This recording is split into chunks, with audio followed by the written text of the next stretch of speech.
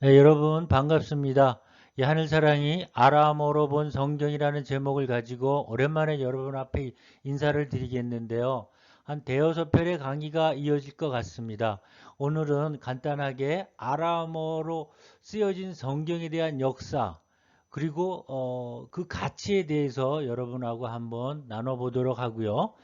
또그 부자가 천국에 가는 것은 낙타가 바늘귀로 들어가는 것처럼 어렵다는 제목이 어떤 의미로 또 기록되어 있는지 자세히 한번 살펴보도록 하겠습니다. 예, 신약 성경은 대부분의 사람들이 알고 있기로 헬라어로 쓰여졌습니다. 헬라어 원전설이죠. 하지만 1930년대 모국어가 아람이 람사라는 분이 신약 성경의 원서가 아람어다라는 그런 연구를 했고 많은 연구 성과가 있었습니다. 그래서 아람어를 한번 살펴보도록 하겠는데요. 아람어는 크게 말해서 세 개의 시대로 나눌 수가 있습니다. 고대 아람어 일기 그리고 아시리아에서 썼던 아람어를 2기라고 하고요. 바벨론 시대 때의 3기라고 합니다. 그래서 바벨론 시대에는 아람어가 외교 문서와 같은 그런 일에 쓰여졌고요. 지금의 영어와 같이 고대 근동에 전반적으로 사용된 언어가 바로 아람어인데요. 구약이 끝나고 신약이 시작되었을 때 로마는 이스라엘을 점령하는 시기였습니다. 그런데 로마가 예수님 당시에 다스렸던 시기, 그 로마가 사용했던 언어는 라틴어였죠. 그런데 왜 신약 성경은 헬라어로 쓰여졌을까요? 구약과 신약 사이에 알렉산더 대왕의 그리스 제국이 있었는데요. 알렉산더 대왕 이후에 동서양의 무역을 이루게 되었고 헬레니즘이라는 문화가 전 세계적으로 영향력을 끼치게 됩니다. 로마의 군대가 강력해서 헬라를 정복했지만 정신적으로 문화적으로 로마는 헬라를 따라갈 수가 없었죠. 그래서 사람들은 로마의 라틴어를 인정하지 않았습니다. 하지만 라틴어는 건축과 법, 군사 언어였던 반면에 문학과 철학 그리고 사상은 헬라어가 세상을 지배했습니다. 그래서 그 당시에 어떤 학자가 라틴어로 연구 활동을 한다고 하면 인류학자가 될 수 없었습니다. 인류학자는 헬라어를 아는 학자였고 또 현대 철학 역시 플라톤과 아리스토텔레스의 주석에 불과하다고 할 정도로 헬라 문명은 서양 문명의 기초가 되죠. 그런데 신약 성경은 왜 히라보로 썼을까요? 왜냐하면 사도들이 성경이 전 세계적으로 퍼지길 원했기 때문입니다. 그래서 전 세계로 나가서 복음이 전파돼야 했는데 그 나라마다 그 나라의 언어가 있지만 그 언어를 일일이 번역하는 것보다는 그 당시 만국 공용어에 해당하는 헬라어 하나로 성경을 들고 복음을 전파하러 나갔습니다. 라틴어를 사용했던 로마 황제의 군인들의 지배하에서도 1세기에는 예수님 시대죠. 여전히 그리스어가 중요했던 것이죠. 그래서 라틴어로 본격적인 신앙을 했던 사람이냐 그런 대표적인 라틴어로 신앙을 했던 사람 중에 어거스틴이 있어요. 근데 어거스틴은 헬라어를 몰랐습니다. 하지만 어거스틴의 라틴어는 경이로워요. 하지만 아, 그런 어거스틴은 위대한 신학자가 성경을 원전을 읽지도 않고 그러니까 원전이 헬라어였는데 어거스틴은 헬라어를 모르고 라틴어 신학이 뿌리가 있었어요. 그래서 그 당시에 최고의 수사학자고 사상가였던 어거스틴이 헬라어 원전인 성경을 모르고 그 많은 신학의 그 토대를 놨다는 게 좀 아이러니한데요. 어쨌든 어거스틴은 헬라어를 몰랐고요. 그것은 헬라어를 모르고 그러니까 한국어를 모르고 한국 문학을 공부하는 사람과 같은 거예요. 그러면 히브리어는 어땠을까요? 어, 히브리어는요, 고대 히브리어는 그 당시의 사람들이 어, 알 수도 없었고 다만 히브리어는 당시의 70인역 제사장이나 바리새인 그 일부 유대인들만 알 수 있는 언어가 바로 히브리어였고 많은 사람들은 아람어를 활용하고 있었습니다. 여러분 현존하는 신약 성교 중에 가장 오래된 것이 무엇인지 알고 계십니까? 그 시기는요, AD 300년경에 있는 성경 사본입니다. 보통 알렉산드리아 사본이라고 하죠. 그리고 또 비잔틴 사본, 그리고 시내산 사본이라는 알렙 사본, 이 세 가지 유명한 사본이 있습니다. 이 사본들이 아무리 오래되었어도요, 주후 300년에서 350년 사이에 만들어진 사본입니다. 하지만 우리가 지금 살펴보고 있는 페시타, 즉 아람어 성경 사본은요, 서기 160년 내에 만들어졌어요. 그 사본은 우리 카보리스 사본이라고도 하는데요. 굉장히 오래된 사본이죠. 여러분 궁금한 것이 하나 있는데 예수님의 마지막 제자 요한이 죽고 나서 AD 100년이죠. 그때 돌아가셨다고 가정하고 AD 300년서부터 350년 사이에 쓰여졌다는 그런 사본이 있는데 그럼 왜 AD 100년부터 300년 사이에 근 한 200년 동안의 사본은 어떻게 한 권도 남아있지가 않을까요? 학자들이 주장하기로는 그 기간에는 박해가 심해서 성경이 모두 불태워졌다고 하지만 우리가 어쨌든 알고 있는 것은 알렉산드리아 사본과 비잔틴 사본인 이 사본들이 전부 유명하죠. 근데 그 사본은 모두 헬라어로 된 사본입니다. 근데 그 사본이 서양에 전해져서 공인사본으로 만들어지는데 이것이 우리가 그 유명한 TR 공인사본이라고 하죠. 이 공인사본으로 번역된 것이 킴 제임스 성경입니다. 가장 권위가 있다고 이렇게 인정하는 성경이 킴 제임스 성경인데요. 그럼에도 제가 언급한 사본들 중에 어떻게 서양에 이 사본들이 소개되었는지 알고 계십니까? 놀랍게도요. 이 사본들은 이슬람 그런 문명의 보존을 통해서 소개되었던 겁니다. 이슬람 사람들이요, 헬라 문명을 보존했다는 아이러니가 있어요. 특별히 아리스토텔레스의 문헌들, 서기 600년 전에 이슬람 문명이 시작됐는데 그 기간 동안 기독교의 헬라 원전을 전해줄 수 있도록 그런 역할을 했던 사람들이 바로 이슬람 사람들이었다는 것입니다. 그래서 아람어 우선론자는 뭐라고 주장하냐면요. 이슬람에게 전달받은 진정성 없는 사본을 가지고 성경을 읽고 있었던 것을 공격하고 있습니다. 비잔틴, 시내산, 알렉산드리아 전부 이슬람 문명권입니다. 누가 보존하고 누가 보호했 사본이냐 하면 이슬람 문명이 이 모든 사본을 보존했었다는 것이죠.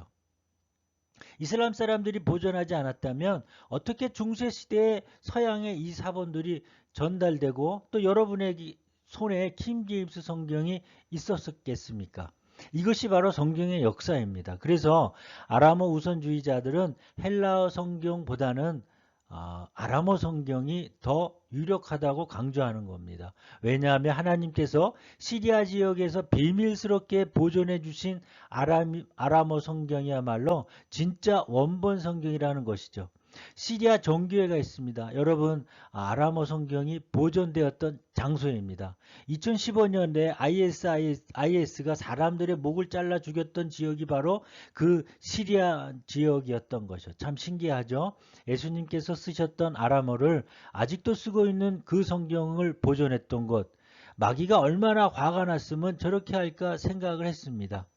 헬라어를 기초로 번역된 성경이 까다로운 것이 아닙니다. 저 역시 제가 읽었던 성경이 헬라어 사본에 의해서 번역된 성경이었고 그 성경을 통해서 우리가 하나님을 만났으니까요. 그래서 헬라어 성경이든 영어 성경이든 한국어 성경이든 의미 없는 번역과 의미 없는 성경은 어디 있겠습니까? 그렇지만 아람어 성경을 우리가 더 주목해야 해서 이제 볼 때가 됐다고 생각을 해서 이렇게 아람어 성경에 대해서 여러분 앞에 소개해 보도록 소개하고 있는 것입니다. 제가 이 시간 아람어로 언급하는 이유는요. 우리가 신약 성경이 헬라어로 제일 원본이 헬라어로 기록되기보다는 아람어로 기록되었을 확률이 많아 보이기 때문에 그래서 제가 이 아람어로 본 성경이라는 제목을 가지고 강의를 하고 있는데요. 왜 헬라어보다는 아람어가 신약 성경의 원본일까라는 내용을 하나하나 제가 성경의 증거를 가지고 여러분 앞에 한번 소개해 보도록 하겠습니다. 제일 먼저 여러분 앞에 소개할 부분이요. 예수님이 말씀하신 마태복음 19장 24절 내가 다시 너희에게 이르노니 낙타가 바늘길을 지나가는 것이 부자가 하나님의 왕국에 들어가는 것보다 쉬우니라 라는 말씀이에요. 이 내용의 말씀은 여러분 우리가 아주 주일학교 어렸을 때부터 들었던 거기 때문에 어떻게 보면 아무 의문이 없지만 처음 예수님을 믿고 성경을 보는 사람한테는 참 이상한 내용입니다. 낙타와 바늘귀는 전혀 어울리지가 않는 그런 대비적 단어들이거든요.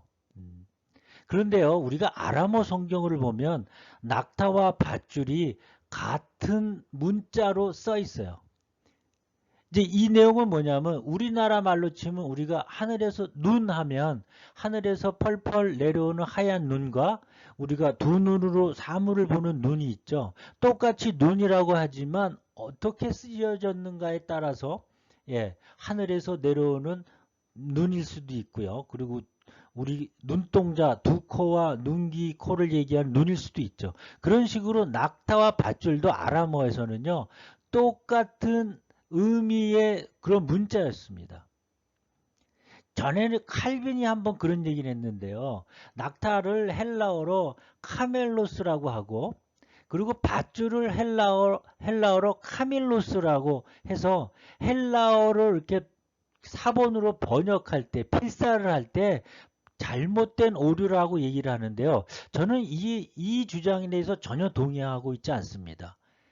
헬라어 카멜로스와 밧줄인 카밀로스는 분명히 글자도 틀고 발음도 틀려요. 이런 것을 성경을 기록하는 그런 필사가가 실수했다고 저는 그렇게 이해되어지가 않습니다. 하지만 아람어는요. 낙타와 밧줄이라는 그 단어가 의미도 같고 발음도 똑같습니다. 그래서 아마 아람어로 기록된 성경을 헬라어로 번역을 할 때 그걸 잘못했지 않았을까라고 여러분 앞에 이렇게 소개에 올리도록 하고 있습니다. 지금 앞으로 그렇게 헬라어가 원본이 아니고 이런 증거들 비슷한 증거들을 가지고 계속 소개해서 여러분 앞에 올려드릴 텐데요.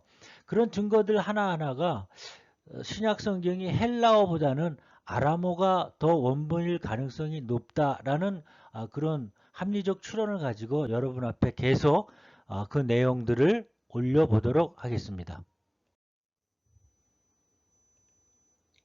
낙타와 밧줄은요, 둘 다 불가능하다라는 뜻을 갖고 있는 성경 내용입니다.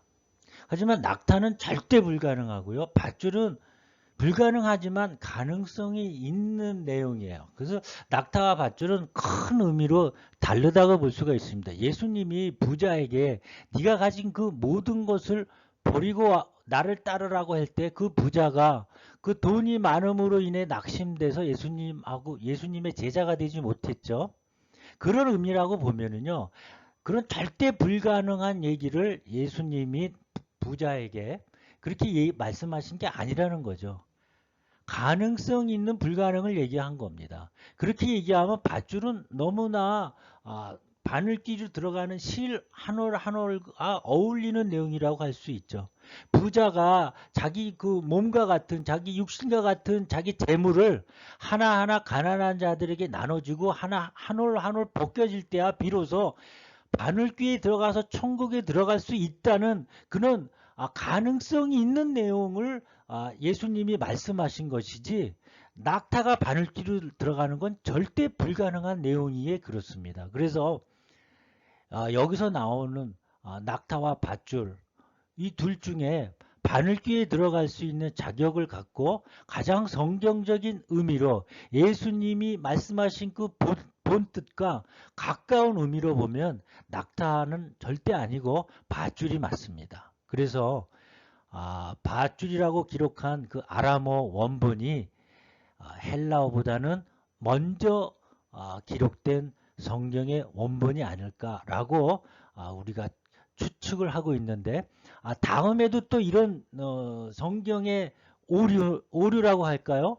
성경에 어울리지 않는 그 내용이 많이 있는데 아람어로 보면 이것이 오류가 아닌 정확한 해석이 됩니다. 그런 부분을 가지고 여러분 앞에 증거해 보도록 하겠습니다. 오늘은 여기까지 하고요. 다음 시간 또 기대해 주시길 바랍니다. 수고하셨습니다.